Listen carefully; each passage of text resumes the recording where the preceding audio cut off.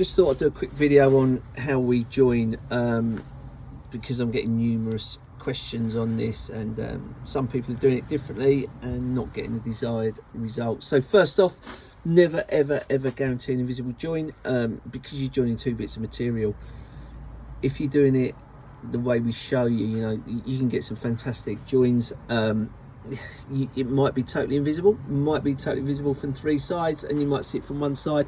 You should only ever see really sort of a mohawk of the grass together, not a big thick join. As I say, sometimes they're totally invisible. So when grass comes, as you know, when it's delivered, it's all rolled up, whatever size. So these edges do get distorted, and any distortion on grass can mean that the join is much more visible.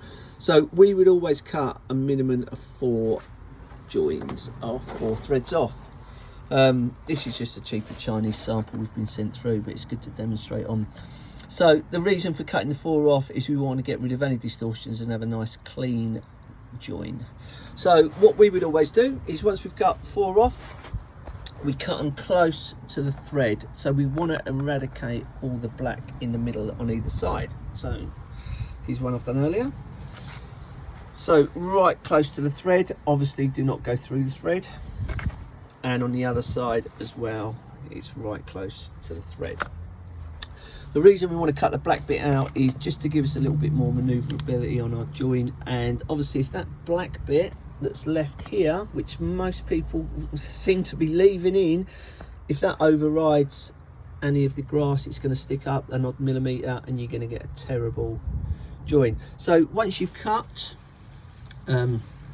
obviously put your joining tape. I've used a bit of paper for just an example. You really want to sort of create about a 2mm gap, 2 or 3mm gap, that hopefully you can see on here. Put the grass in place. I would then brush it all up with my hands and see how good it looks, and that is pretty much it. Obviously when you're gluing, don't put too much glue on it because it can come through onto the fibres. If you get any glue onto the fibres, make sure you've got some petrol on an offcut and just rub it off. But that is pretty much how it should be. So you're cutting the black bit out, as I've said, leave about a 2 or 3mm gap just to replicate the spacing in between, and really then just brush it up and look at it by eye to see how good it is. And that's pretty much it. Hope that helps.